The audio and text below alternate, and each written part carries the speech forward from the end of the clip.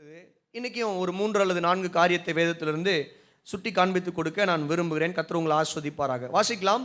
மத்தேயு சுவிசேஷம் 13வது அதிகாரத்துக்கு என்னோடு கூட வருவீர்களானால், everyone please turn your Bible to Matthew chapter 13 verse number 44 to 46. 44வது வசனத்திலிருந்து, அன்றியும் பரலோக ராஜ்யம் நிலத்தில் புதைந்திருக்கிற, நல்லா கவனிங்க, பரலோக ராஜ்யம் எதுக்கு ஒப்பா இருக்கிறது? புதைந்திருக்கிற பொக்கிஷத்திற்கு ஒப்பாய் இருக்கிறது. அதை ஒரு மனுஷன் கண்டு மறைத்து அதை பற்றிய சந்தோஷத்தினால் போய் தனக்கு உண்டான எல்லாவற்றையும் விற்று அந்த நிலத்தை கொள்ளுகிறான். அப்படின்னா அந்த நிலத்தை வாங்குகிறான். அடுத்த வசனம், ரெண்டாவது, முதல் உவமை ஒரே வசனத்தில் முடிஞ்சிச்சு. 44வது வசனத்தில் ஒரு உவமை சொல்றாரு ஆண்டவர். 45வது வசனத்தில் இன்னொரு உவமை சொல்றார். மேலும் பரலோக ராஜ்யம் நல்ல முத்துக்களை தேடுகிற வியாபாரிக்கு ஒப்பாய் இருக்கிறது.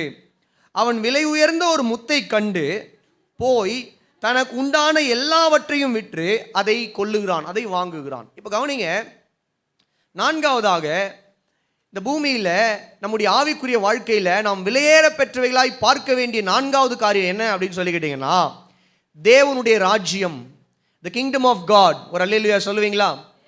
என்ன ராஜ்யம்? தேவனுடைய ராஜ்யம். தேவனுடைய ராஜ்யம் விலையேற பெற்றது. இந்த வேத வசனம் ஆண்டவர் சொல்லுகிற இந்த உவமை அதை தான் விவரிக்கிறது. என்ன அப்படின்னு சொல்லி கேட்டீங்கன்னா, 2 உவமை சொல்றாரு. முதல் உவமை என்னன்னா, ஒரு மனுஷன், அங்கே பாருங்க, பரலோக ராஜ்யம் நிலத்தில் புதைந்திருக்கிற பொக்கிஷத்துக்கு ஒப்பா இருக்குது. அப்போ பரலோக ராஜ்யம் எதுக்கு ஒப்பா இருக்குது? பொக்கிஷத்திற்கு. பொக்கிஷம் என்றால் விலையேற பெற்றது. நம்ம எல்லாருக்குமே தெரியும், புதையல் அப்படின்னு சொல்லணும். பொக்கிஷம் அப்படின்னா புதையல் வச்சுக்கோங்களேன்.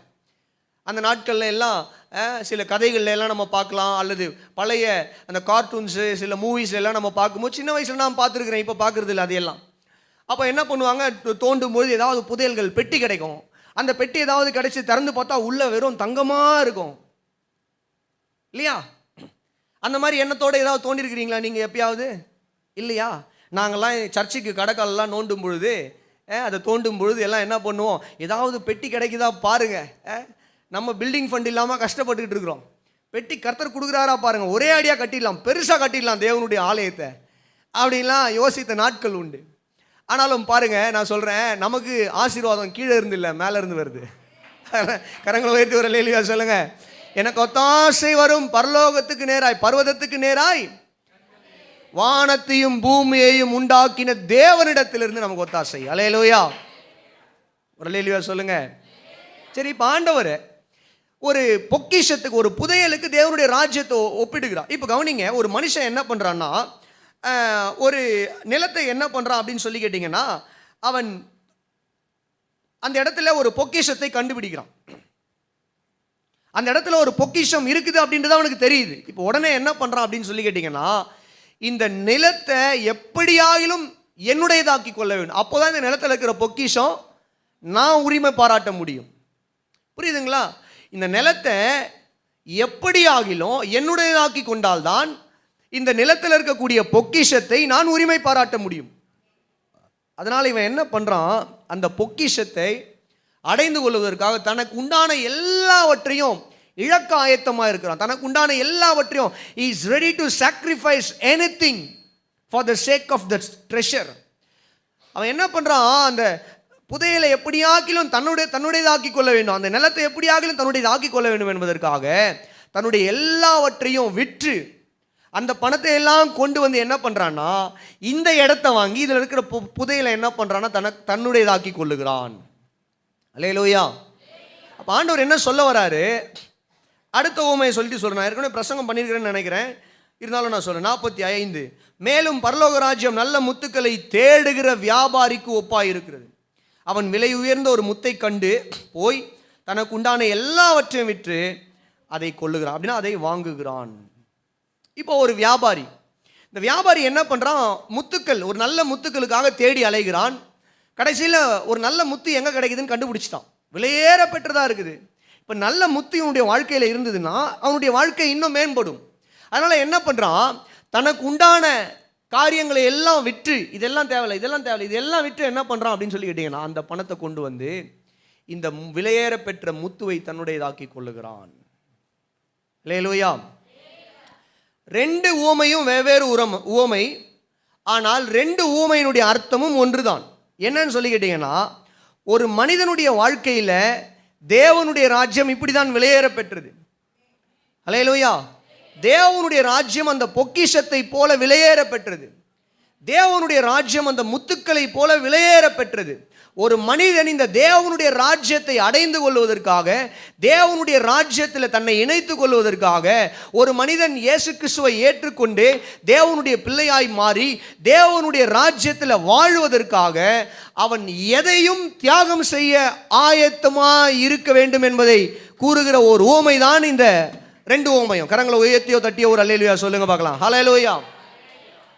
அப்போ பவுல் எழுதும் போது எழுதுறாரு, கிறிஸ்து இயேசுக்குள்ள லாபமான அனைத்தையும் நான் நஷ்டம் என்று எண்ணுகிறேன். இந்த பூமியில எனக்கு லாபமான அனைத்தையும் நான் இயேசு கிறிஸ்துவை ஏற்றுக்கொண்டதுனால நான் என்ன பண்றேன்? நஷ்டம் என்று எண்ணுகிறேன். இந்த உலகத்தில் எனக்கு எதெல்லாம் நான் லாபமா பார்க்கிறேனோ அதையெல்லாம் நான் என்ன பண்றேன்? நஷ்டம் என்று விட்டு விடுகிறேன். ஏன்னா எனக்கு விலையேற பெற்றது தேவனுடைய ராஜ்யம். அல்லேலூயா சொல்லுங்களேன். இப்போ கவனிங்க, தேவ பிள்ளைகளுடைய வாழ்க்கையில் 4வதாக விலையேற பெற்ற ஒரு காரியம் இருக்க வேண்டுமானால் அது என்னன்னு சொல்லி கேட்டீங்கன்னா, தேவனுடைய ராஜ்யம். It's the kingdom of God. ஒரு அல்லேலூயா சொல்லுங்களேன், சத்தமாக சொல்லுங்களேன். ஆண்டவர் சொல்றாரு, அந்த மனுஷன் அந்த புதையலை அடைவதற்காக, அந்த முத்துக்களை அடைவதற்காக எதை வேண்டுமானாலும் இழக்க ஆயத்தமாயிருந்து அவன் தேவனுடைய ராஜ்யத்தை அடைந்தான். தேவனுடைய ராஜ்யத்தில் அவன் பிரவேசிக்கும்படியாய், தேவனுடைய ராஜ்யத்தில் வாழ அவனுக்கு அவ்வளவு ஆர்வம். நான் எதை எழுந்தாலும் பரவாயில்ல, எனக்கு தேவனுடைய ராஜ்யம் தேவை அப்படின்ற ஒரு இருதயம் எண்ணமுடையவர்களாய் நாம் வாழ வேண்டும். ஏனென்றால் இந்த தேவனுடைய ராஜ்யம் விலையேற பெற்றதாய் இருக்கிறது. ஹல்லேலூயா. ஆனால் இன்னைக்கு நிறைய கிறிஸ்தவர்களை நம்ம பார்க்குறோம். என்னன்னு சொல்லி கேட்டீங்கன்னா, இவங்க இந்த உலக காரியங்களுக்காக தேவனுடைய ராஜ்யத்தை காம்ப்ரமைஸ் பண்ணிடுறாங்க. தேவனுடைய ராஜ்யம் விலையேற பெற்றதா அல்லது இந்த உலகத்தில் இருக்கக்கூடிய காரியங்கள் விலையேற பெற்றதா அப்படின்னு சொல்லி பார்த்தா உலகத்தில் இருக்கக்கூடிய காரியங்கள் பின்னாடி தான் ஓடிடுறாங்க.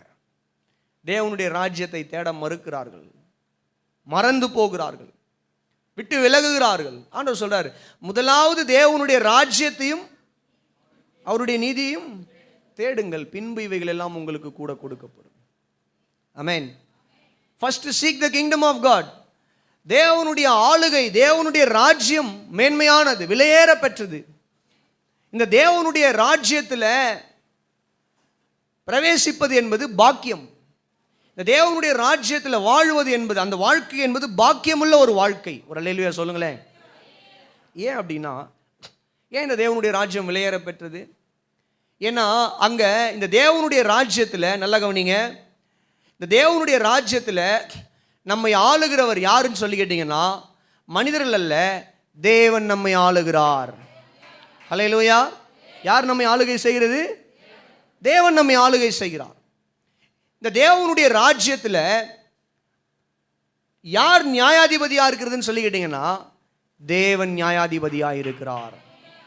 நீங்கள் தேவனுடைய ராஜ்யம் அப்படின்னு சொல்லும் பொழுது வரப்போகிற பரலோக ராஜ்யம், நித்திய ராஜ்யம் தான் நம்ம நினச்சிப்போம்.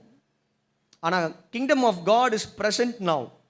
பழைய ஏற்பாட்டில் இருந்தே தேவனுடைய ராஜ்யத்தை நம்ம பார்த்தோம். ஒரு செய்தியில் நான் குட் ஃப்ரைடே செய்தியில் தேவனுடைய ராஜ்யமும் 3 சிலுவையும் அப்படின்ற ஒரு செய்தி பேசினேன். உங்களுக்கு ஞாபகம், தேவனுடைய ராஜ்யத்தை குறித்து ஒரு கிளாரிட்டி வேணும்னா மறுபடியும் அந்த செய்தியை போய் கேட்டு பாருங்கள், யூடியூப்பில் இருக்குது. கர்த்தர் உங்களை ஆஸ்வதிப்பாராங்க. கவனிங்க, தேவனுடைய ராஜ்யம் என்பது இந்த பூமியில் தேவனுடைய ஜனங்கள், தேவனை ஆராதிக்கிற ஜனங்கள், ரட்சிக்கப்பட்ட ஜன கூட்டம், த யூனிவர்சல் கிங்டம், இந்த உலகத்தில் இருக்கிற அத்தனை ரட்சிக்கப்பட்ட ஜன கூட்டமும் இணைந்து இந்த பூமியில் நம்ம இருப்பது தான் தேவனுடைய ராஜ்யம். நம்மை தேவன் ஆளுகை செய்கிறார், நம்முடைய இருதயங்களை தேவன் ஆளுகை செய்கிறார். சபை தேவனுடைய ராஜ்யத்தில் இருக்கிறது. அல்லேலூயா சொல்லுங்களேன். சபை தேவனுடைய ராஜ்யத்தில் இருக்கிறது. நீங்களும் நானும் தேவனுடைய ராஜ்யத்தில் இருக்கிறோம். அல்லேலூயா, அல்லேலூயா. நம்மை ஆளுகை செய்வது யாருன்னு சொல்லி கேட்டீங்கன்னா, தேவன். அதனால தான் பவுல் அப்போஸ்தலன் எழுதும் போது எழுதுகிறாரு, நம்முடைய குடியிருப்போ பரலோகத்தில் உண்டு. அப்படின்னா என்ன? அவர் சிட்டிசன்ஷிப் இஸ் இன் ஹெவன். நம்ம இந்தியாவில் பூமிக்குரியவர்கள், அதனால் இந்தியன் சிட்டிசனாக இருக்கிறோம். ஆனால் ஆவிக்குரிய ரீதியில் பார்க்கும் பொழுது நாம் உண்மையிலே ஹெவன்லி சிட்டிசன்ஸ். பரலோக குடியுரிமை பெற்றவர்கள். அல்லேலூயா சொல்லுங்க. அப்போ இந்த பூமியில தேவனுடைய ராஜ்யத்தில் தேவனுடைய பிள்ளைகளாக இருக்கிறோம்.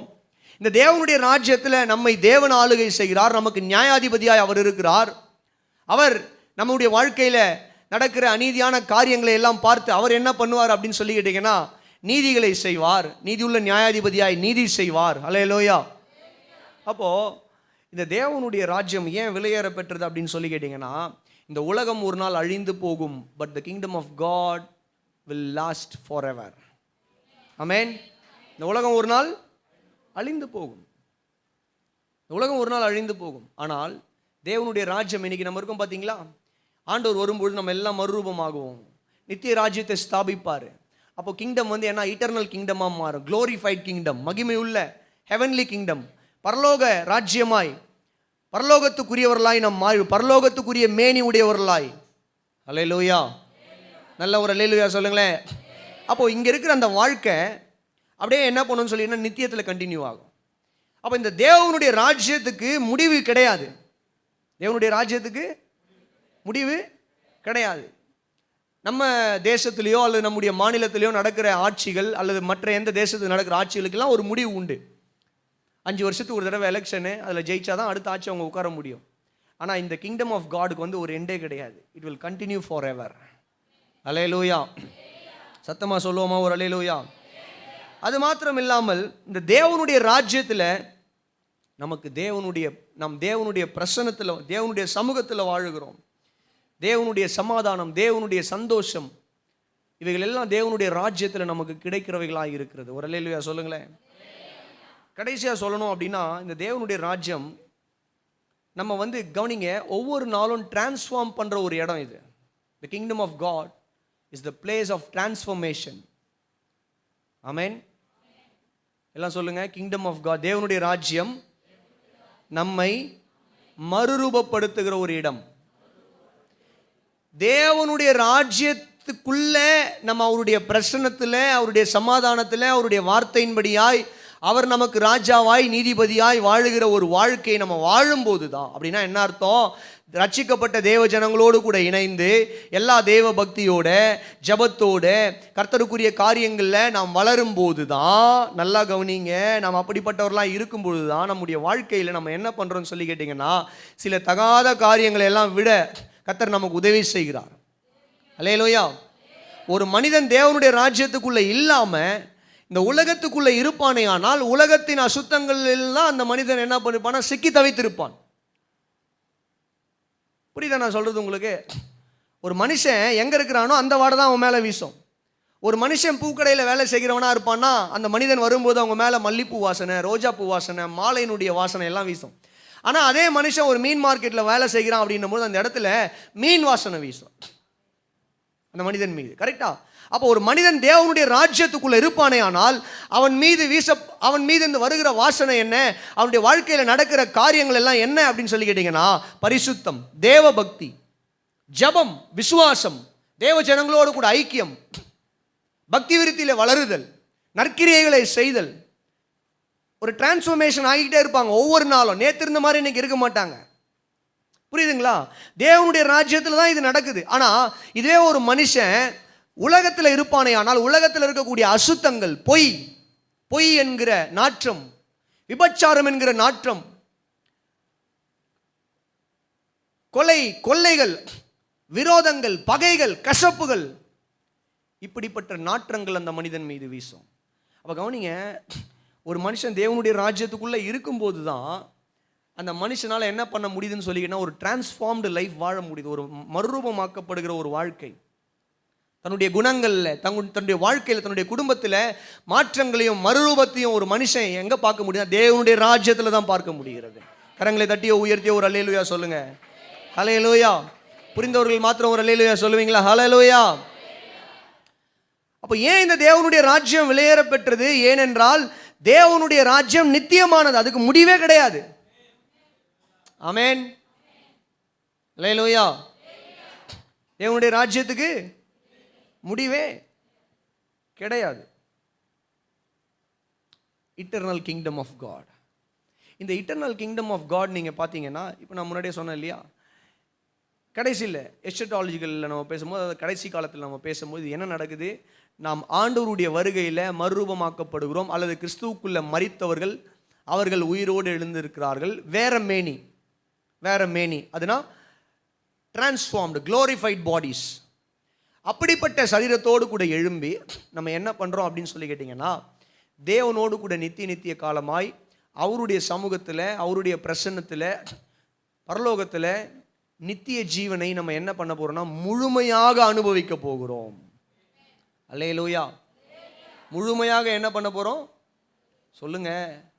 அனுபவிக்க போகிறோம். ஒரு அல்லேலூயா சொல்லுங்க. சத்தமாக சொல்லுவீங்களா? ஹல்லேலூயா. இப்போ எப்படின்னா, ஸ்நாக்ஸ் பீரியடில் கொஞ்சம் கொஞ்சமாக எடுத்து சாப்பிட்ற மாதிரி நம்ம தேவனுடைய ராஜ்யத்தில் இருக்கும். ஆனால் வரப்போகிற கிங்டம் நீங்கள் பார்த்தீங்கன்னா, அதான் லஞ்ச் பீரியடில் ஃபுல்லாக எல்லாத்தையும் போட்டு, தட்டு நிறைய போட்டு எல்லாத்தையும் சாப்பிட்ற மாதிரி. வீட்டில் நிறைய செஞ்சு வச்சுருக்கிறீங்க, எங்கேயோ போகிறோம், இல்லை வேலை செய்கிற இடமோ இல்லை படிக்கிற இடமோ ஸ்நாக்ஸ் பிரேக்கு, லஞ்ச் பிரேக்னு ஒன்று விடுவாங்க. பேக்கில் வச்சுருக்கிற அத்தனை பொருட்களையும் அந்த ஸ்நாக்ஸ் பிரேக்கில் கொஞ்சம் எடுத்து இதை கொஞ்சம், அதை கொஞ்சம். அது இப்போ நம்ம இந்த பூமியில் தேவனுடைய ராஜ்யத்தில் என்ன பண்ணுறோம்? அனுபவித்து கொண்டிருக்கிறோம். ஆனால் முழுமையாய் பரலோகத்தையும் தேவ சமூகத்தையும் நம்ம ஒரு நாள் தரிசிக்க போகிறோம். பார்த்தீங்களா? ஆண்டவருடைய வருகையின் போது அது நடைபெற போகிறது. அல்லேலூயா. அதுதான் லஞ்ச் பீரியடு. அப்போ எல்லாத்தையுமே எடுத்து தட்டில் வச்சு நிம்மதியாக என்ன பண்ணலான்னா எல்லாத்தையும் சாப்பிடலாம். ஒரு அல்லேலூயா சொல்லுங்களேன், சத்தமாக சொல்லுங்க. அப்போ கவனிங்க, let me come to the point. நம்முடைய வாழ்க்கையில் நாம் விலையேற பெற்றதாய் பார்க்க வேண்டிய காரியங்களில் ஒன்று தேவனுடைய ராஜ்யம். அப்போ இந்த தேவனுடைய ராஜ்யத்தையும் நீதியையும் தேடுங்கள் என்று இயேசு சொன்னாரே. இந்த காலை வேளையில் நம்முடைய வாழ்க்கையை தேவனுடைய ராஜ்யத்தை தேடவும், தேவனுடைய ராஜ்யத்தில் நாம் இன்னும் அதிகமாய் வளரவும், விசுவாசத்தில், தேவ பக்தியில், ஜெபத்தில், கர்த்தருக்கு கொடுக்கிறதில், கர்த்தருக்கு ஊழியம் செய்வதில், இன்னுமாய் பரிசுத்தமாய் வாழ்வதில் நாம் இன்னும் என்ன பண்ணணும் அப்படின்னு சொல்லிக்கிட்டீங்கன்னா கவனம் செலுத்த வேண்டும். அல்லேலூயா. தேவனுடைய ராஜ்யத்துக்கு நம்ம அதிக முக்கியத்துவம் கொடுக்கணும். நம்முடைய வாழ்க்கையில் தேவனுடைய ராஜ்யத்துக்கு அதிக முக்கியத்துவம் கொடுக்கணும். ஒரு கட்சிக்காரரை நீங்கள் எடுத்துக்கிட்டீங்கன்னா அந்த மனுஷன் தன்னுடைய கட்சிக்கு அதிக முக்கியத்துவம் கொடுப்பாங்க. காலையில் எழுந்தா கட்சி வேலை, மத்தியானம் எழுந்தா கட்சி பண்ணி, சாயங்காலம்னா கட்சி பண்ணி, எப்போ யாரெல்லாம் ஃபோன் பண்ணி கூப்பிடுறாங்களோ வீட்டில் அரிசி பருப்பு கூட வாங்கி கொடுக்க மாட்டாங்க. சிலரெல்லாம் நான் கேள்விப்பட்டிருக்கிறேன். கட்சிக்காக வேலை செய்வதற்காக ஓடுவாங்க. கவனிங்க, நீங்களும் நானும் எப்படிப்பட்டவர்களாக இருக்க வேண்டும்? தேவனுடைய ராஜ்யம் நம்முடைய சிந்தை காலையில், மத்தியானம், இரவு எப்பவுமே நம்முடைய சிந்தையில் தேவனுடைய ராஜ்யத்துக்காக பிரயாசப்படுகிறவர்களாக, தேவனுடைய ராஜ்யத்தில் இன்னும் அதிகமாய் நாம் வளருவதற்கு என்ன காரியங்களை எல்லாம் செய்ய வேண்டும் என்கிற சிந்தையோடு கூட நம்ம என்ன பண்ணணும்னு சொல்லிக்கிட்டீங்கன்னா வாழ வேண்டும். கரங்களை உயர்த்தி ஒரு அல்லேலூயா சொல்லுங்க. ஹல்லேலூயா. ரொம்ப பாக்கியமான ஒரு விஷயம். இதுக்கப்புறம் தான் பிளெஸிங்கே, ரியல் பிளெஸிங்கே இங்கே தான் இருக்குது. தேவனுடைய ராஜ்யத்தையும் நீதியும் தேடுங்கள், பின்பு இவைகள் எல்லாம் உங்களுக்கு கூட கொடுக்கப்படும். அப்படின்னு என்ன அர்த்தம்? பின்பு, அதன் பின்பதாக தேவனுடைய ராஜ்யத்துக்கு ஒரு மனிதன் முதலிடம் கொடுக்கும் பொழுது அந்த மனிதனுடைய வாழ்க்கைக்கு தேவையான மற்ற சகல பூமிக்குரிய ஆசீர்வாதங்களையும் தேவன் கொடுக்கிறார். அப்போ பூமிக்குரிய ஆசீர்வாதம் வேணான்னு நான் பிரசங்கம் பண்ணல, நான் பிரசங்கம் பண்ணவும் மாட்டேன். ஏன்னா பைபிள் நமக்கு தெளிவாக சொல்லுது, தேவனுடைய ராஜ்யத்துக்கு முதலிடம் கொடுக்கும் பொழுது இந்த பூமிக்குரிய காரியங்களை தேவன் நமக்கு என்ன பண்றாருன்னா அடைய உதவி செய்கிறார். நிலங்களை வாங்க உதவி செய்வார், வீடுகளை கட்ட உதவி செய்வார், வீடுகளை வாங்க உதவி செய்வார், தேவையான ஃபீஸ் நல்ல காலேஜஸில் நம்முடைய பிள்ளைகளை படிக்க வைக்க உதவி செய்வார், நல்ல வரன்களை கொண்டு வர கர்த்தர் உதவி செய்வார். அல்லேலூயா சொல்லுங்க. பேர பிள்ளைகள் எல்லாம் நல்ல பக்தியில் வளர கர்த்தர் உதவி செய்வார். அதுக்கு எல்லாவற்றுக்குமே அடிப்படை என்னன்னு சொல்லி கேட்டிங்கன்னா தேவ ராஜ்யத்துக்கு முதலிடம் கொடுக்கும் பொழுது. அல்லேலூயா. when you give importance to the kingdom of God, நம்முடைய வாழ்க்கையில் தேவனுடைய ராஜ்யம் முதலிடத்தில் இருக்குமானால் நம்முடைய வாழ்க்கையை நீங்கள் எழுதி வச்சுக்கோங்க, கர்த்தர் வெட்கப்படுத்த மாட்டார், நிச்சயமாய் ஆசீர்வாதத்தினால் அலங்கரிப்பார். கரங்களை தட்டியோ உயர்த்தியோ ஒரு அல்லேலூயா சொல்லுங்க பார்க்கலாம். அல்லேலூயா. அதுதான் நம்முடைய வாழ்க்கையினுடைய பிரைமரி பர்சூட்டாக இருக்கணும். நம்ம பின்பற்றி போகிறது தேவனுடைய ராஜ்யத்தின் பின்னாடி தான் இருக்கணும். ஒரு அல்லேலூயா சொல்லுங்க பார்க்கலாம், சத்தமாக சொல்லுங்க பார்க்கலாம், கரங்களை உயர்த்தி. ஐந்தாவதாக, முதல்ல இயேசு கிறிஸ்து விலையேற பெற்றவர்னு சொல்லி பார்த்தோம். ரெண்டாவது அவருடைய ரத்தம் விலையேற பெற்றதுன்னு சொல்லி பார்த்தோம். மூன்றாவது அவர் நமக்கு கொடுத்த ரட்சிப்பு, நமக்குள்ள இருக்கிற ரட்சிப்பு உள்ள இருதயத்துக்குள்ள ஹார்ட் அட்டாக்லாம் வந்தால் ஸ்டென்ட் வைக்கிறாங்க இல்லையா, அந்த மாதிரி சொல்லியிருந்தேன். அந்த ஸ்டென்ட் வச்சவங்க ஸ்டென்ட் வச்சுட்டோம் அப்படின்னு என்ன பண்ணக்கூடாது, அப்படியே இஷ்டத்துக்கு இருந்துடக்கூடாது. கவனமாக இருக்கணும் தங்களுடைய டயட்டில், அவங்க எடுக்கிற மெடிசன்ஸ். ஏன்னா ஸ்டென்ட் வச்சோம் திரும்ப ஹார்ட் அட்டாக் வந்து பைபாஸ் சர்ஜரி பண்ணவங்களாம் இருக்கிறாங்க, எனக்கு தெரியும்.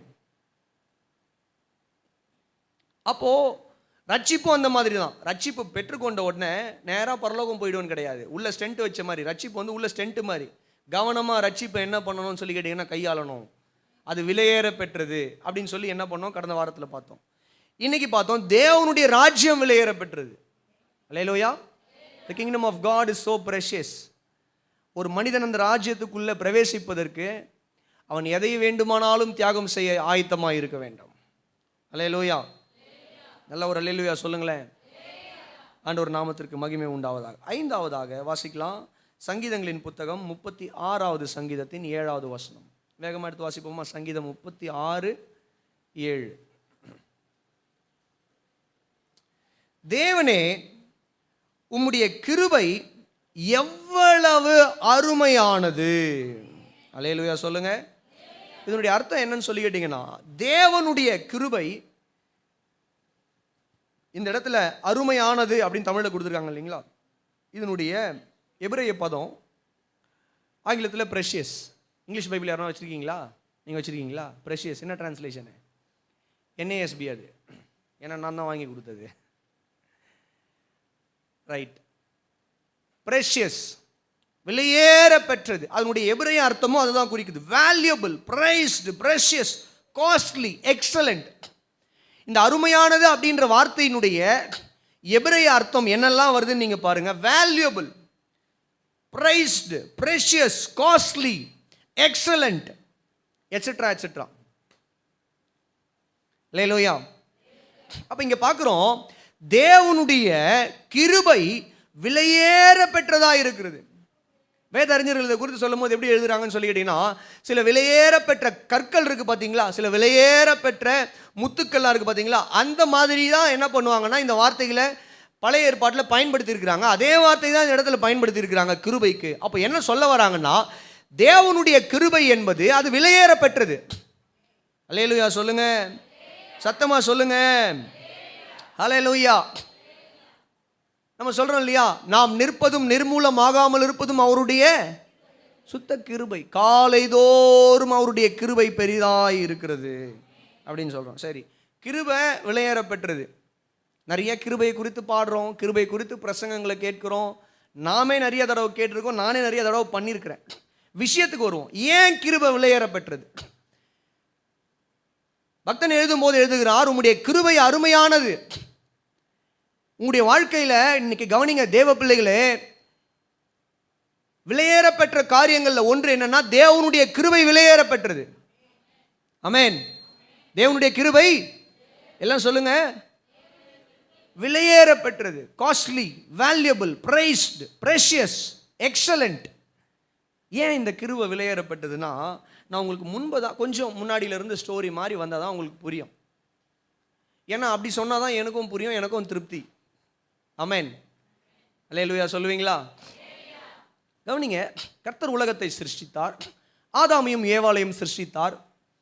செய்யாதன்னு சொன்ன காரியத்தை ஏவாள் செஞ்சு அதை ஆதாமுக்கு கொடுத்து 2 பேரும் விழுந்து போனாங்க. 2 பேர் நிமித்தமாக மனுக்குலம் விழுந்து போனது நம்ம எல்லாருக்குமே தெரியும். சின்ன வயசுலேருந்தே நம்ம என்ன பண்ணுறோம், அதை பார்த்துக்கிட்டு தான் என்ன பண்ணுறோம், படிச்சுக்கிட்டு அதை கேட்டு தான் வரோம் இல்லையா. இப்போது ஒரு கேள்வி எனக்கு, ஆதாம் செய்த பாவத்துக்கு உடனே ஆண்டவர் ஆதாமையும் ஏவாளையும் கூட்டு நிற்க வச்சு, உங்களை செய்யக்கூடாதுன்னு சொன்னனே, நீங்கள் செஞ்சிட்டீங்களே, இப்போ எனக்கு எவ்வளோ பெரிய இழப்பு தெரியுமா, மனு குலத்தை நான் பரிசுத்தம் உள்ளதாக நான் படைத்தேன், செம்மையானதாக படைத்தேன், நீ மனு குலத்தை கொண்டு போய் பாவத்தில் வச்சுட்டு வந்துட்டேன், அடகு வச்சுட்டு வந்துட்டேன், பாவத்துக்கும் சாபத்துக்கும் மனு குலத்தை அடகு வச்சுட்டேன். ஆகவே நான் உன்னை என்ன பண்ண போறேன்னா, நீ பண்ண இந்த பாவம் மன்னிக்க முடியாத பாவம் ஆதாம், ஏவாள் நீ செய்தது மன்னிக்க முடியாது. ஆகவே உங்கள் 2 பேருடைய ஜீவனையும் நான் இந்த ஏதேன் தோட்டத்திலே எடுக்க போகிறேன்னு சொல்லி கர்த்தர் என்ன பண்ணலான்னா உருவின பட்டையை தாங்க வச்சாருன்னு பார்க்குறோம் இல்லையா. அந்த பட்டயத்தை வச்சு ஆதாமையும் ஏவாளையும் துண்டா வெட்டியிருக்கலாமா? ரெண்டு துண்டா சொல்லுங்க. ஒருவேளை நாம அந்த இடத்துல இருந்தால் அதை பண்ணியிருப்போம். ஆண்டவர் செய்யல. ஏவாளையும் கொலை செய்யல, கொன்று போடவில்லை, ஆதாமையும் கொன்று போடவில்லை. ஏனென்றால் அவர்கள் ஆல்ரெடி ஆவிக்குரிய ரீதியில் மரித்து போனார்கள். They have been separated from the relationship of fellowship of God. தேவனுடைய ஐக்கியத்திலிருந்து, தேவனுடைய உறவிலிருந்து அவர்கள் மரித்து போயிருக்கிறார்கள், விலகி இருக்கிறார்கள். நல்ல கவனிங்க. ஆண்டவர் நினைச்சிருந்தா ஆதாமை கொன்னிருக்கலாம். பாவத்தின் சம்பளம் மரணம். ஆதாமை கொன்னிருக்கலாம். நீ செய்த பாவத்துக்கு உன்னை நான் தண்டிக்கணும், ஆதாம் நீ செத்துப்போ, ஏவாள் நீ செத்துப்போ. மறுபடியும் களிமண்ல புது மனுஷனை செய்து ஆதாமுக்கு பதிலாக வேற ஒரு பேரை வச்சு அவனை என்ன பண்ணிருக்கலாம்? ஆண்டவர் இந்த பூமிக்கு கொண்டு வந்திருக்கலாம். செஞ்சிருக்கலாமா? முடியாதா? முடியுமா? முடியாதா? முடியும். ஆமாவா இல்லையா? பண்ணிருக்கலாம். ஏன் கர்த்தர் பண்ணல? நான் நேற்று இரவு உட்கார்ந்து படிக்கும் போது ஒரு கேள்வி, ஏன் பண்ணல ஆண்டவரே? ஏன்பா நீங்க பண்ணல? ஆதாம ஏதேன் தோட்டத்தில் ஒரே வெட்டி அவனை ரெண்டா ஆக்கி அங்கேயே குழி தோண்டி புதைச்சிருக்கலாம். என் கையால் சிருஷ்டித்த மனிதன் அவன் எனக்கு எவ்வளவு பெரிய இழப்பை கொண்டு வந்தான்னு சொல்லி அவருடைய கையாலேயே அவனை கொன்று அவனை அங்கேயே புதைச்சிருக்கலாம். கர்த்தர் அதை பண்ணல. அவர் பாருங்க, என் கையால் நான் சிருஷ்டித்த மனுஷன், அல்லேலூயா, என் கையால் நான் சிருஷ்டித்த மனுஷன் பாவத்தில் விழுந்துட்டான். சரி, ஆண்டவர் என்ன பண்ணுறாரு? அந்த பாவத்திலிருந்து அவன் வெளியே வருவதற்கு என்ன பண்ணுறாருன்னா உதவி செய்கிறான். அல்லேலூயா. என்ன பண்ணுறாரு? அந்த இடத்துல ஒரு விலங்கை எடுத்து அதை அடித்து பலி, அந்த பாவத்துக்கு ஈடு கட்டுறதுக்கு ஒரு பலி அது கொடுத்து என்ன பண்ணுறாரு அப்படின்னு சொல்லி கேட்டிங்கன்னா, அந்த தோல் உடையை எடுத்து அவர்களுக்கு கொடுத்து அவர்களை என்ன பண்ணுறாருன்னு சொல்லி கேட்டிங்கன்னா, சில பிரமாணங்களை கொடுத்து வாழ வேண்டிய காரியங்களை எல்லாம் கொடுத்து. ஆனால் சாபம் வருது பூமின்னு, அவங்க செய்த பாவத்தினுடைய விளைவு அது வருது. ஆனால் கர்த்தர் அவங்கள முழுக்க என்ன பண்ணலன்னா புறக்கணிக்கல. அல்லேலூயா சொல்லுங்களேன். இப்போ ஒட்டுமொத்த மனுக்குலமும் கர்த்தரை விட்டு பிரிஞ்சிருக்கு. ஆபிரகாம் நோவா காலத்திலேருந்தே வருவோம். ஆதாமுக்கு அப்புறம் சேத்துக்கு அப்புறம் நீங்கள் பார்த்தீங்கன்னா முக்கியமான கேரக்டர்ஸ் நம்ம வரும்பொழுது நோவா இருக்காங்க, மெத்துசலா இருக்காங்க, அதுக்கப்புறம் ஆபிரகாம் வராரு. இந்த பழைய ஏற்பாட்டிலெல்லாம் தேவன் என்ன பண்ணுறாருன்னா, இந்த பாவம் செய்த மனிதன் தேவ சமூகத்தில் மறுபடியும் திரும்ப வருவதற்கு பலிகளை நிர்ணயிக்கிறார். ஆட்டு கடாக்களையும் மாடுகளையும் வெள்ளாட்டு கடாக்களையும் என்ன பண்ணுறாரு அப்படின்னு சொல்லி கேட்டிங்கன்னா, பலிகளாக நிர்ணயித்து அவன் பாவம் செய்யும் பொழுது அவனுடைய பாவத்தின் நிவாரணத்திற்காக பழைய ஏற்பாட்டில் தற்காலிகமாக என்ன பண்ணுறாருன்னு சொல்லிக்கிட்டுனா சில பலிகளை கர்த்தர் ஆயத்தப்படுத்தி ஒட்டு மொத்தமாக மனு குலத்தை ஆதாமையும் ஒதுக்கலை, ஆதாமிலிருந்து வந்த மனு குலத்தையும் ஒதுக்கலை. பழைய ஏற்பாட்டில் இஸ்ரவேலர்கள் மட்டும் ஸ்பெஷலாக எடுத்து அவர்களுக்கு இந்த கிருபைகளை எல்லாம் கொடுத்து வந்து இப்போ புதிய ஏற்பாட்டில் என்ன பண்ணார்? தன்னுடைய சொந்த குமாரனையே பூமிக்கு அனுப்பி, இயேசு கிறிஸ்துவையே பூமிக்கு அனுப்பி, பழைய ஏற்பாட்டில் இஸ்ரவேலர்களுக்கு மட்டும் பலி, இப்போ இயேசு கிறிஸ்துவ பூமிக்கு அனுப்பி ஒட்டுமொத்த உலகத்துக்கும் பலியாக அவரை கொடுத்து இன்னைக்கு அவரை விசுவாசிக்கிற எல்லாரும் என்னவா மாறுறோம்? நம்முடைய பாவங்களை கழுவப்பட்ட நீதிமானாய் மாறுகிறோம். அல்லேலூயா. பிரச்சனை எங்க ஆரம்பிச்சது சொல்லுங்க? ஆதாம் ஏவாள், ஏதேன், அட்ரஸ் ஏதேன், ஃபேமிலி ஆதாம் ஏவாள். இப்போ பிரச்சனை தீர்வு எங்க? கல்வாரியின் சிலுவை, அட்ரஸ் ஃபேமிலி யார்? இயேசு கிறிஸ்து, பிதா, பரிசுத்தம், 3 பேரும் இணைஞ்சு ஒரு காரியத்தை அங்கே செய்கிறாங்க. ஒரு அல்லேலூயா சொல்லுங்களேன், சத்தமாக சொல்லுங்களேன். அப்போ கவனிங்க, ஆதாம் செய்த பாவத்துக்கு ஆதாமையும் கொண்டிருக்கணும், மனுஷன் செஞ்ச பாவத்துக்கு மனுஷனையும் ஒரேடியாக நரகத்துக்கு அனுப்பியிருக்கணும். ஆனால் அவனை மன்னித்தார் பார்த்தீங்களா? அவன் செய்த பாவத்தை மன்னித்தார் பார்த்தீங்களா? அது இரக்கம். Forgiveness is mercy. தேவன் அந்த பாவத்தை மன்னிப்பது என்பதற்கான பெயர் என்னன்னு சொல்லி கேட்டீங்கன்னா இரக்கம். தியாலஜிக்கலாக நான் பேசுகிறேன், இறையெல்லாம் மன்னித்த பின்பு அந்த மனிதன் நீதிமானாவதற்காக தன்னுடைய குமாரனையே சிலுவையில் கொடுத்து இன்னைக்கு இயேசு கிறிஸ்துவை விசுவாசிக்கிற அத்தனை பேருடைய பாவங்களை கழுவி தன்னுடைய இரக்கத்தை வெளிப்படுத்தி நம்மை நீதிமானாக்கி இருக்கிறார் பார்த்தீங்களா? அது கிருபை. ஹல்லேலூயா, சத்தமா சொல்லுங்க, ஹல்லேலூயா. அப்போது நம்முடைய பாவங்கள் மன்னிக்கப்படுவது என்பது இரக்கம்.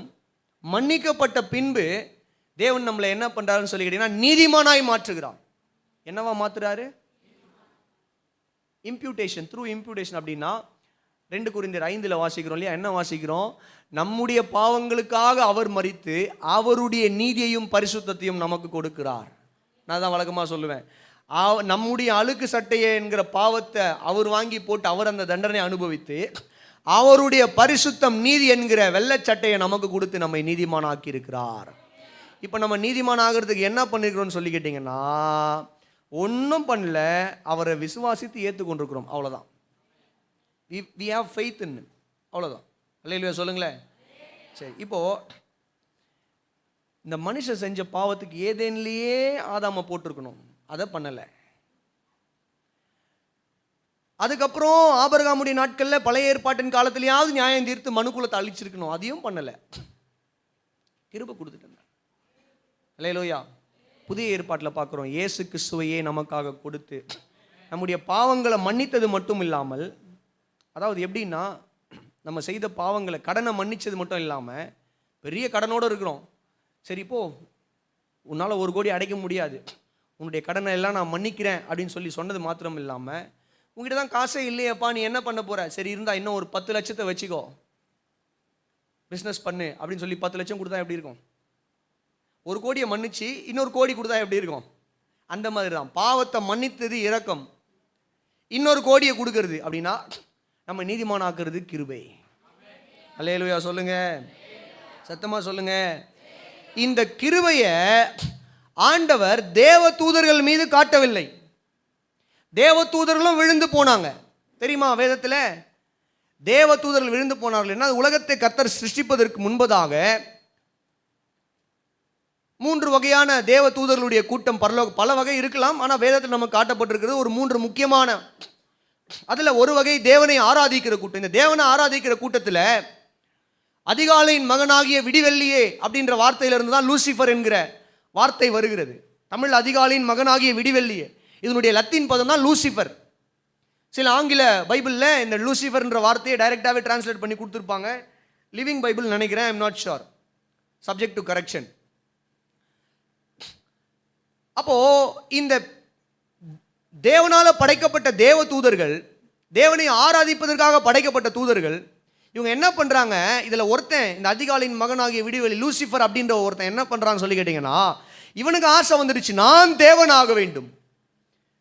எல்லாரும் தேவனை ஆராதிக்கிறாங்க, நானும் கடவுள் ஆகணும், எல்லா தேவ தூதர்களும் என்ன ஆராதிக்கணுன்ற ஒரு எண்ணம் அவனுக்குள்ள வந்த உடனே கர்த்தர் அந்த தூதனை பரலோகத்திலிருந்து தள்ளுகிறார். இப்போ இவன் தள்ளப்படும் பொழுது எப்பவுமே நம்ம ஆட்கள் எப்படின்னா, இவங்க போனால் தனியாக போக மாட்டாங்க, கூட 4 பேரை கூப்பிட்டு போவாங்க. அந்த மாதிரி இவன் என்ன பண்ணான்னா, போகும்பொழுது பரலோகத்திலிருந்து ஒரு கூட்ட தேவ தூதர்களை இவனுக்காக கொண்டு வந்தான். அப்போ பைபிளில் சேட்டன்றது வந்து ஒரு கேரக்டர், சாத்தான் என்பது ஒரு கேரக்டர். யார் அப்படின்னு சொல்லி கேட்டீங்கன்னா இந்த லூசிஃபர். அதுக்கு பின்னாடி இருக்கிற பிசாசுகள் வந்து இந்த தேவ தூதர்கள் எல்லாம் என்னவா மாறிட்டாங்கன்னா பிசாசுகளாக மாறிட்டாங்க. இதுதான் ஏஞ்சலாலஜி ஆர் டீமோனாலஜி. பைபிள் காலேஜில் இந்த பாடங்கள் எல்லாம் எடுப்போம். ஏஞ்சலாலஜின்னு ஒரு வகுப்பு, தேவ தூதர்களை குறித்து படிக்கிறது. டீமோனாலஜி, சாத்தான் மற்றும் பிசாசுகளை குறித்து வேதம் என்ன சொல்லுது அப்படின்னு படிக்கிறது. இதுதான் பேசிக் ஃபண்டமெண்டல். இதுதான். இப்போ கவனிங்க, ஆண்டவர் நாமத்திற்கு மகிமை உண்டாவதாக. தேவ தூதர்கள் விழுந்து போனாங்க இல்லையா? இப்போ விழுந்து போனவர்கள் பிசாசுகளாக அவர்களுடைய தலைவன் சாத்தானாக மாறிவிட்டான். சாத்தான் என்றால் எதிர்ப்பவன் என்று அர்த்தம். எதிராளி, எதிர்ப்பவன், குற்றஞ்சாட்டுபவன் அர்த்தம். இப்போ தேவ தூதனா இருந்தவன் இப்போ கர்த்தரை எதிர்ப்பவனாகவும் கர்த்தருக்கு விரோதமாய் செயல்படுகிறவனாகவும் குற்றஞ்சாட்டுகிறவனாகவும் மாறிவிட்டான். கவனிங்க, இதே பிரச்சனை தானே ஆதாமுக்கும். ஏதேன் தோட்டத்தில் ஆதாமும் என்ன பண்ணான்? இதை சாப்பிட்டா கண்கள் தெளியும், தேவர்களை போல மாறிடுவீங்கன்னு சொன்ன உடனே தான் அவன் என்ன பண்றான்? சாப்பிட்டான். கரெக்டா? சொல்லுங்க, ஆமாவா இல்லையா? இருக்கிறீங்களா? யாரெல்லாம் சர்ச்சுக்குள்ள இருக்கிறீங்க? அல்லேலூயா. யாரெல்லாம் சர்ச்சுக்குள்ள இருந்து வெளியே அப்படியே உலாவிட்டு இருக்கீங்க, தரிசனத்தில் சுத்திட்டு இருக்கிறீங்க? ஒரு அல்லேலூயா சொல்லுங்க. இல்லையா? சரி, கர்த்தர் நல்லவர். அப்ப கவனிங்க, இந்த காலை வேளையில தேவன் தேவ தூதர்களுக்கு அந்த இரக்கத்தையும் கிருபையும் கொடுக்கல. ஆனா மனுஷனுக்கு கொடுத்திருக்கிறார். ஹல்லேலூயா. தேவ தூதனுக்கு கிடைக்காத இரக்கம் விழுந்து போன தேவ தூதனுக்கும் தூதர்களுக்கும், தள்ளப்பட்ட அந்த தூதர்களுக்கு கிடைக்காத அந்த ஸ்லாக்கியம் மனுகுலத்துக்கு கிடைச்சிருக்கு. என்ன ஸ்லாக்கியம்? கிருபை. கிருபை. எல்லாம் சொல்லுங்க, கிருபை. சத்தமா சொல்லுங்க, கிருபை. அதனால தான் சொல்றேன், ஆண்டவர் நினைச்சிருந்தா ஒரு மனிதனுடைய பாவத்திற்கு மனிதனை எப்பொழுதோ அவனை மரணத்துக்கு ஏதுவாய் நடத்தி அவனை கொன்னிருக்க முடியும். கர்த்தர் அதை பண்ணாம இன்னைக்கு வரைக்கும் மனுக்குலத்தின் மீது பொறுமையாய் சகித்து அவர் இருக்கிறார் என்றால், தன்னுடைய அன்பை வெளிப்படுத்துகிறார் என்றால் அதுதான் கிருபை. கரங்களை தட்டி ஒரு அல்லேலூயா சொல்லுங்க. அதுதான் கிருபை. நல்லா அல்லேலூயா சொல்லுங்க. அம்மா என்னம்மா அல்லேலூயா சொல்றீங்க நீங்க? ஹல்லேலூயா, ஹல்லேலூயா. அப்போ இந்த கிருபை தான் தேவன் கொடுக்கிற ஒரு மிக விலை உயர்ந்த ஒரு ஸ்லாக்கியம். நமக்கு விலை உயர்ந்தது கிருபை. இந்த இளையகுமாரன் அப்பா வீட்டை விட்டு தூரம் போயிட்டான். எல்லாவற்றையும் தகாத விதமாக செலவழிச்சிட்டு திரும்ப வரான். அவன்கிட்ட என்ன இருக்கு அவனை சேர்த்துக்கிறதுக்கு? என்னங்க இருக்கு அவன்கிட்ட? என்ன நல்ல நற்கிரியை அவன்கிட்ட என்ன இருக்கும்? அவனை நியாயமாக பார்த்தா அப்பா என்ன பண்ணணும்னா, அப்பாவுக்கு அவன் கொண்டு வந்த அவமானத்துக்கும் இழப்புக்கும் அவன் என்ன பண்ணிருக்கணும்னா, அப்பா என்ன பண்ணிருக்கணும்னா, அவனை இன்னும் வீட்டில் சேர்த்துருக்க கூடாது, அதில் கொன்று போட்டிருக்கணும். ஆனால் அப்பா அதை பண்ணாமல் அவனை உள்ளே சேர்த்து அவனை கழுவி, அதுதான் இறக்கம். அல்லேலூயா. அவனுக்கு மறுபடியும் மகன் என்ற அந்தஸ்தை கொடுத்து, புது உடைகளை கொடுத்து, புது பாதரட்சைகளை கொடுத்து, நல்ல மோதிரங்களை கொடுத்து மகனாய் அழகு பார்த்தார். அதுதான் கிருபை. கரங்களை தட்டி ஒரு அல்லேலூயா சொல்லுங்க. ஒரு விபச்சாரத்தில் பிடிக்கப்பட்ட ஸ்திரியை கொண்டு வந்து ஆண்டவரிடத்தில் நிறுத்தி, ஆண்டவரே இந்த அம்மாவை செய்த பாவத்துக்கு கல்லால் அடிச்சு கொள்ளணும். ஆண்டவர் குனிஞ்சு தரையில் எழுதினாராம். பாருங்க, வேத அறிஞர்கள் சொல்றாங்க, அவர் ஒருவேளை தரையில் எழுதுனது இவனுங்க பண்ண பாவத்தை எல்லாம் அவர் எழுதினாருன்றாங்க. அல்லது அங்கே யாரெல்லாம் என்ன பாவம் பண்ணாங்கன்னு பேர் எழுதி பாவத்தை எழுதினார். பேர் எழுதி பக்கத்தில் பாவத்தை எல்லாம் எழுதினாராம். இதில் இன்னும் கொஞ்சம் ஹைலைட் பாருங்க, ஒருவேளை டேட்டு போட்டிருந்தாருன்னா ஸ்காலர்ஸ் அதை என்ன பண்ணுறாங்க, அப்படிதான் அதை இன்டர்பிரேட் பண்ண வராங்க. கர்த்தர் நாமத்துக்கு மகிமை உண்டாவதாக. இவங்களுடைய எண்ணம் என்ன? இந்த அம்மா பாவம் பண்ணிடுச்சிட்டு கல்லால் அடிச்சு கொல்லணும், அதுதான் இவங்களுடைய இன்டென்ஷன். ஆனால் ஆண்டவர் பாருங்க, இல்லை நான் அதுக்காக வரல, நான் இரக்கத்தையும் கிருபையும் கொடுக்க வந்தேன். உங்களில் எவன் பாவம் செய்யாதவனோ முதல் கல் அவன் எரியட்டும் அப்படின்ன உடனே, நல்லா கவனிங்க, அங்கே இருந்த சின்ன பிள்ளைங்க கூட கல்லை கீழே போட்டு போயிடுச்சான். அப்போ இவனுங்க பிள்ளைகளே எப்படி வளர்த்துருக்கானுங்க? இவனுங்களும் இந்த மனிதர்களும் ஒழுங்கா வளரல, பிள்ளைகளையும் பக்தியில் வளர்க்கல. அங்கே இருந்த பிள்ளைங்க கூட மனசாட்சியில் குத்தப்பட்டவர்களாக, சின்ன பிள்ளைங்க கூட வாலிப பிள்ளைங்க கூட கல்லை போட்டு என்ன பண்ணுறாங்க, போகிறாங்க. அந்த அளவுக்கு தான் இவங்களுடைய வாழ்க்கையும் உங்களுடைய வளர்ப்பு இருந்திருக்கு. ஆனால் இவங்க என்ன பண்ணாங்கன்னா நியாயம் தீர்க்க வந்துடுறாங்க. சிலர்லாம் நம்முடைய வாழ்க்கையில் அப்படி தான், அவங்களுடைய வாழ்க்கையே அப்படி தான் இருக்கும். அவங்க பிள்ளைகளை அவங்க ஒழுங்காக வளர்க்க மாட்டாங்க.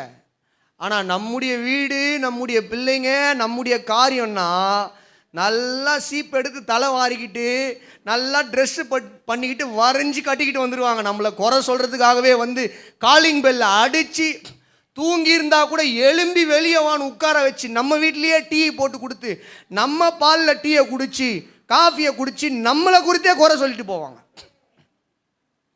ஆனால் பாருங்க, நான் தான் சொல்லுவேன், நான் பண்ண பாவத்துக்கு கர்த்தர் என்னை கொன்னிருக்கணும்னா பல வருஷத்துக்கு முன்னாடியே நான் செத்து போயிருக்கணும். ஆனால் இன்னைக்கு நான் மறிக்காமல் பலிப்பீடத்தில் ஒரு ஊழியக்காரனா கர்த்தர் என்னை மாற்றி நிறுத்தியிருக்கிறார்னா, நல்லா கவனிங்க, என்னுடைய நன்மைகள் ஒன்றும் இல்லை, என்னுடைய பெருமைகள் ஒன்றும் இல்லை, கர்த்தருடைய கிருபை. கரங்களை தட்டி உயர்த்தி ஒரு அல்லேலூயா சொல்லுங்க.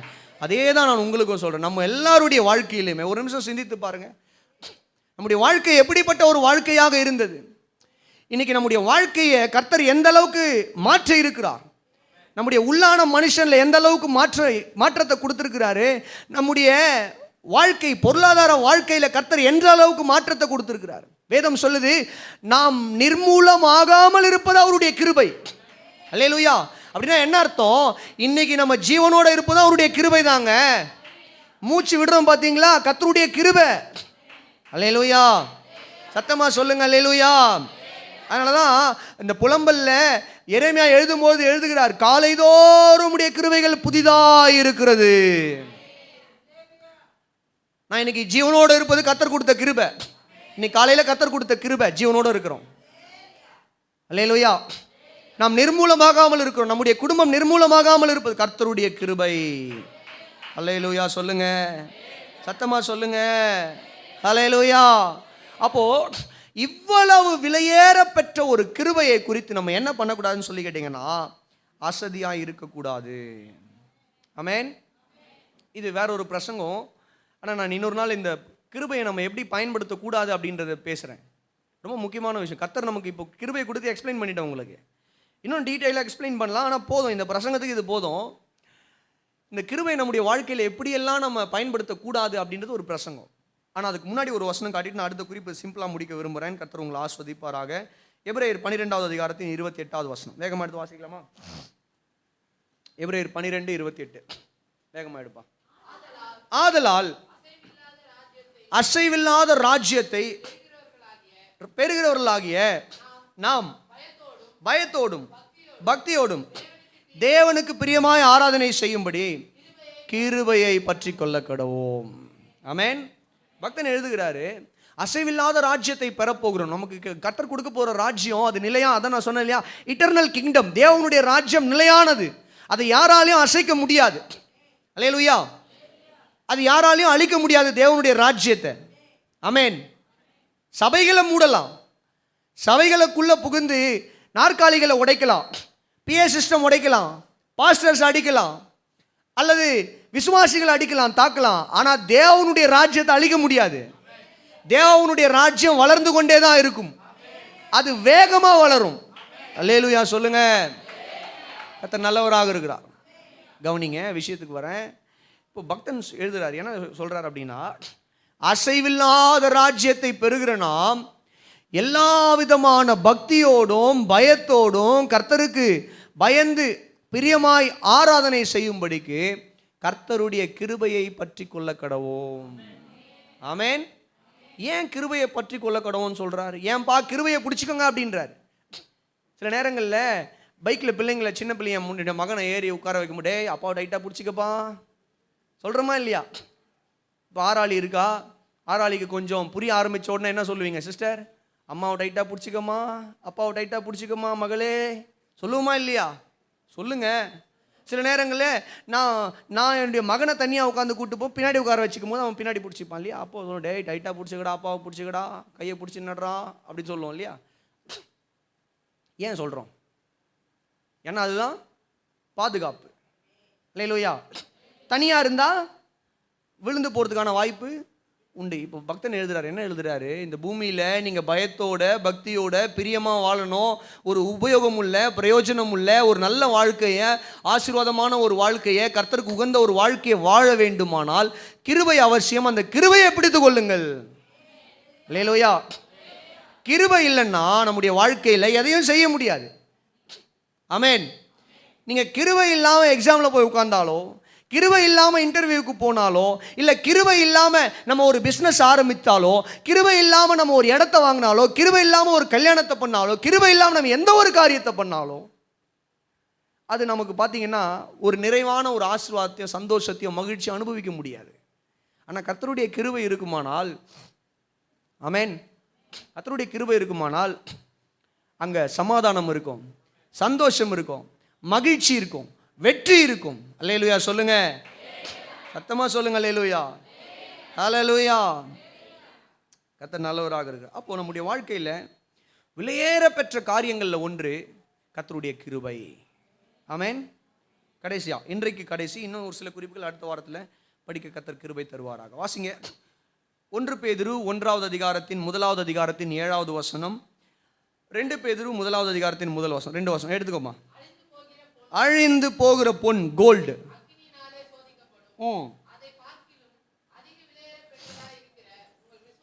அதிக விலையேற பெற்றதா இருக்கிற விசுவாசம்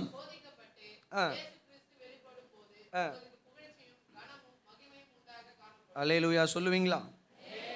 சத்தமா சொல்லுவீங்களா? இன்னொரு வசனம் வாசித்துருங்கப்பா. 2 பேதுரு 1:1. 2 பீட்டர். நம்முடைய தேவனும் இரட்சகருமாய் இருக்கிற இயேசு கிறிஸ்துவினுடைய நீதியால் எங்களை போல அந்த வார்த்தை கவனிங்க, அருமையான விசுவாசம் அப்படின்னா ப்ரெஷியஸ் ஃபெய்த். 2 வசனங்களில் பார்க்கிறோம். பேதுரு தான் மறுபடியும் வராரு. விசுவாசத்தை குறித்து எழுதுறது யாரு?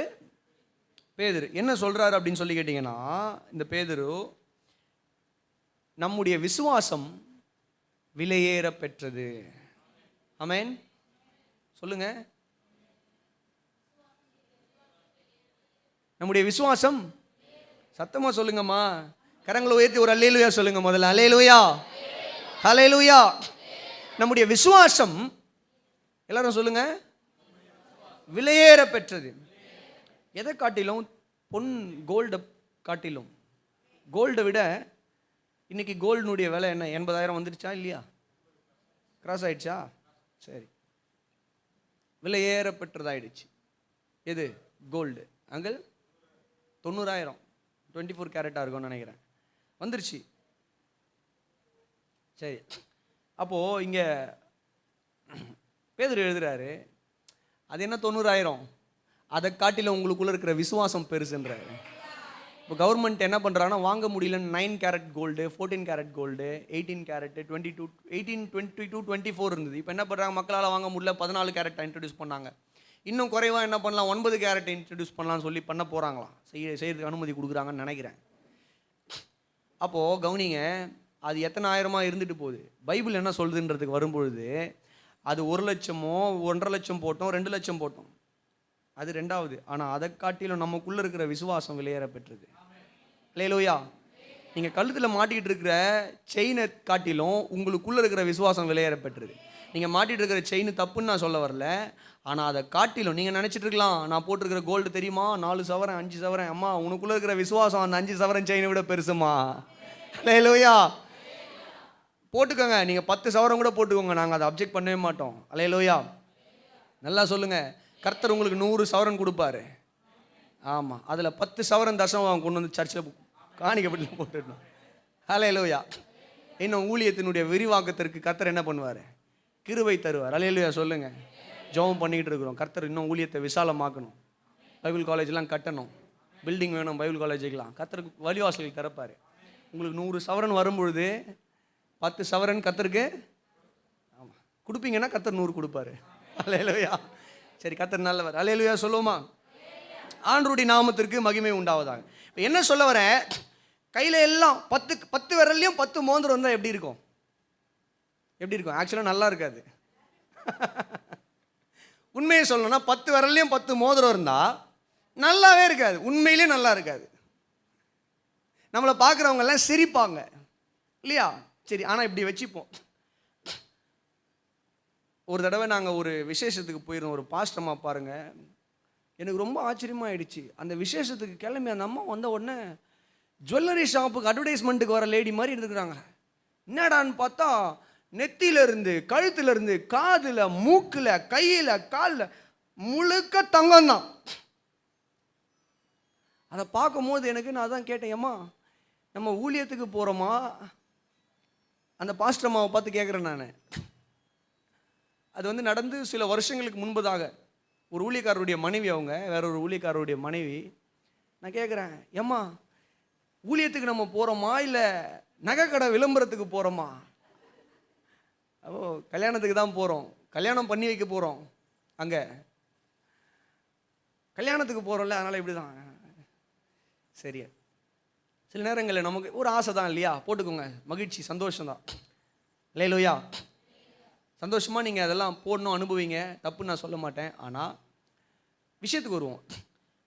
நம்ம போட்டிருக்கோம் பார்த்தீங்களா, அத்தனை பொன்னையும் வெள்ளியையும் காட்டிலும் நமக்குள்ளே இருக்கிற விசுவாசம் விலையேற பெற்றது. அல்லேலூயா. Our faith is far more precious than gold or any other valuable object. Amen. நல்லா சொல்லுங்க. சரி, ஏன் விசுவாசம் விலையேறப்பட்டதுன்ற சுருக்கமாக நான் சொல்லி முடிச்சிடுறேன். கர்த்தர் உங்களை ஆஸ்வதிப்பாராக. நம்ம கர்த்தருடைய பந்தியில் கலந்து கொள்ளணும். கர்த்தருடைய பந்தி நமக்கு இருக்கிறது. கர்த்தர் உங்களை ஆஸ்வதிப்பார். நல்லா ஒரு அல்லேலூயா சொல்லிடுவோமா? அல்லேலூயா. ஏன் இந்த விசுவாசம் விலையேறப்பட்டது? ரோமர் 1:17 பக்தன் எழுதுகிறார், என்னன்னா, விசுவாசத்தினாலே நீதிமான் பிழைப்பான். அப்படின்னா என்ன அர்த்தம்? ஒரு மனிதன் எப்படி நீதிமானாக்கப்படுகிறான்? இயேசு கிறிஸ்துவை விசுவாசிப்பதுனால. அல்லேலூயா. இயேசு எல்லாருடைய பாவங்களுக்காக மரித்தாருன்னு சொல்லி நம்ம பார்த்தோம். இப்போ அவர் மரித்ததுனால எல்லாருமே நீதிமான் ஆகிட முடியுமா? முடியாது. யாரெல்லாம் இயேசு கிறிஸ்துவ சொந்த இரட்சகராக விசுவாசிக்கிறாங்களோ அவங்க மாத்திரம்தான் நீதிமானாக முடியும். அப்போ விசுவாசத்தினாலே நீதிமான் பிழைப்பான் என்பது நான் இயேசுவை விசுவாசிக்கிறதுனால இன்றைக்கு நீதிமான் ஆக்கப்பட்டிருக்கிறேன். ஒரு அல்லேலூயா சொல்லுங்களேன். இன்னைக்கு நீங்களும் நானும் இயேசுவை விசுவாசிப்பதனால தான் நீங்களும் நானும் சபைக்குள்ளே பாவங்கள் கழுவப்பட்ட நீதிமான்களாக இருக்கிறோம். உங்களுக்குள்ள இருக்கிற விசுவாசத்தை எடுத்துருவோம் அப்படின்னா வேற எந்த சகல ஆவிக்குரிய ஆசீர்வாதங்கள் உள்ள கிரியை செய்யாது. ஏன்னா அடிப்படையே இயேசுவை விசுவாசிக்கணும், இயேசுவை கடவுளாக விசுவாசிக்கணும், இயேசுவை தேவகுமாரனா விசுவாசிக்கணும். நான் இயேசு கிறிஸ்துவையே தேவனுடைய குமாரனா விசுவாசிக்க மாட்டேன். ஆனால் சபைக்கு வருவேன், காணிக்க போடுவேன், பாட்டு பாடுவேன், ஜெபம் பண்ணுவேன், எல்லாம் பண்ணுவேன். ஆனால் இயேசுவை சொந்த இரட்சகராக ஏற்றுக்க மாட்டேன் அப்படின்னா அந்த மனிதர்களுடைய நிலைமை பரிதாபம் என்று நான் சொல்லவில்லை. அப்போஸ்தலனாகிய பவுல் 1 கொரிந்தியர் 15வது அதிகாரத்தில் எழுதுகிறார். ஏன்னா இப்படிப்பட்டவர்கள் எதற்காக கர்த்தரை தேடுறாங்கன்னா பூமிக்குரிய நன்மைக்காக மாத்திரமே இவர்கள் கர்த்தரை தேடுகிறார்கள். அல்லேலூயா. இயேசுவை ஏற்றுக்கோங்கம்மா, இயேசுவை நம்புங்கம்மா, அதெல்லாம் நம்ப மாட்டாங்க. ஆனால் சபைக்கு வந்து ஜெபம் பண்ணி உங்களுக்கு தலைவலி சரியாக போயிடணும், சபைக்கு வந்து ஜெபம் பண்ணி உங்க வாழ்க்கையில் அற்புதங்கள் நடக்கணும், வியாதி சுகமாகணும். ஆனால் இயேசுவை தெய்வமாக ஏற்றுக்க மாட்டாங்க. அப்போ கவனிங்க, விசுவாசம்தான் நம்மை நீதிமான்களாய் மாற்றுகிறது. ஃபெய்த் தான் மற்ற எல்லா ஆசீர்வாதத்துக்குமான அடிப்படையே விசுவாசம் தான்.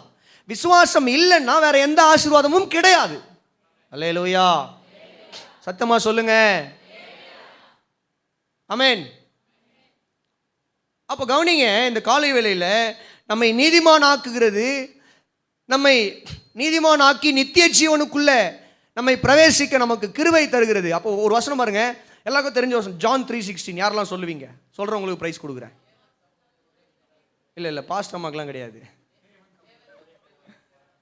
தேவன் தம்முடைய ஒரே பேரான குமாரனை விசுவாசிக்கிறவன் எவனோ அடையும்படி. இல்லை, இப்போ நான் சொன்னேன்னா நீங்களாம் எனக்கு ப்ரைஸ் கொடுக்கணும். கர்த்தர் நல்லவராக இருக்கு. கவனிங்க, தேவன் தம்முடைய ஒரே பேரான குமாரனை விசுவாசிக்கிறவன் என்ன பண்றவன்? விசுவாசிக்கிறவன் எவனோ அவன் கெட்டு போகாமல் நித்திய ஜீவனை அடையும்படிக்கு. அப்போ விசுவாசித்தாதான் நித்திய ஜீவன் உள்ள வருது. ஆமென். யாரெல்லாம் விசுவாசிக்கிறாங்களோ அவங்களுக்குள்ள தான் நித்திய ஜீவன். ஒரு அல்லேலூயா சொல்லுங்களேன். அல்லேலூயா. சரி, நாம் தேவனுடைய பிள்ளைகளா, நம்ம எப்படி தேவனுடைய பிள்ளைகளாகிறோம்? வேதம் சொல்கிறது 1 யோவான் 1:12 அவருடைய நாமத்தின் மேல் விசுவாசம் வைத்து அவரை ஏற்றுக்கொண்டவர்கள் எத்தனை பேர்களோ அத்தனை பேரும் தேவனுடைய பிள்ளைகளாகும்படி அதிகாரத்தை கொடுக்கிறார். அப்போ விசுவாசத்தினால தான் நம்ம நீதிமான் ஆகிறோம். தேவனை, அதாவது இயேசுவை விசுவாசிக்கிறதுனால நீதிமான் ஆகிறோம். இயேசுவை விசுவாசிக்கிறதுனால நித்திய ஜீவன் நமக்கு கிடைக்குது.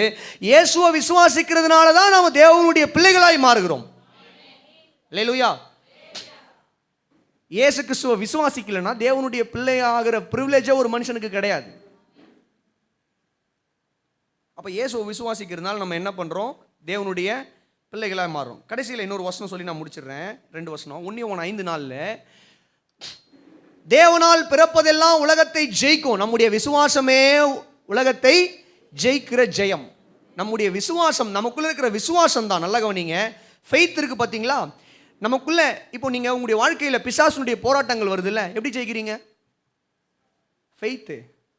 ஆண்டவரை நம்புறீங்க, ஆண்டவரை நம்பி ஓடுறீங்க, கர்த்தர் வெற்றியை கொடுக்குறாரு. பாவத்தை ஜெயிக்கிறோம். எப்படி ஜெயிக்கிறோம்? விசுவாசம்.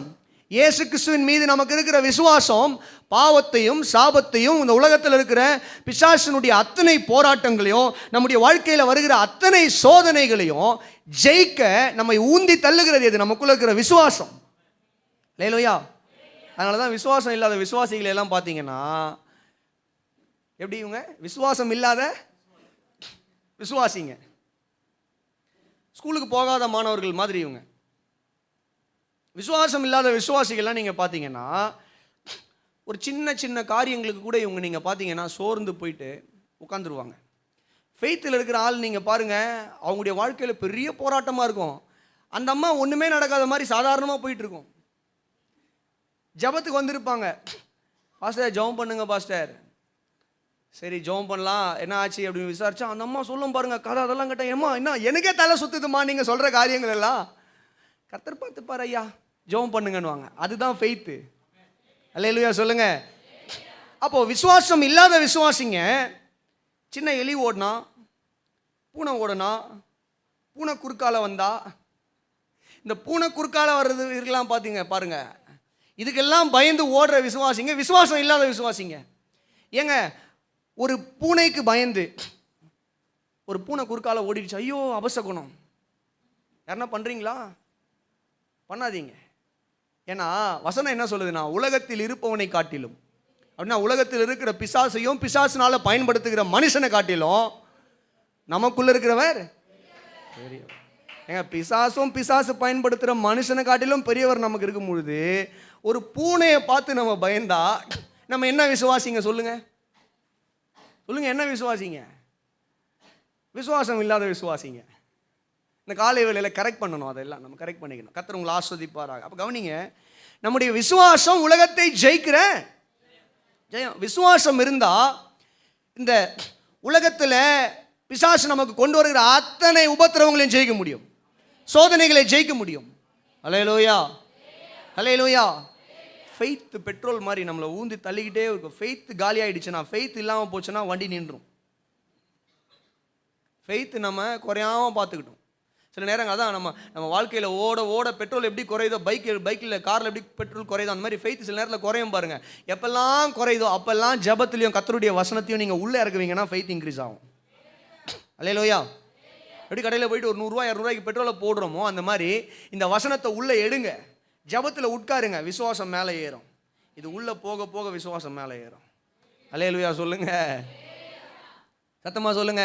அப்போ நம்முடைய சபையில் விசுவாசிங்க எப்படி இருக்கணும்னா, விசுவாசம் உள்ள விசுவாசிகளாக இருக்கணும், விசுவாசம் இல்லாத விசுவாசிகளாக இருக்கக்கூடாது.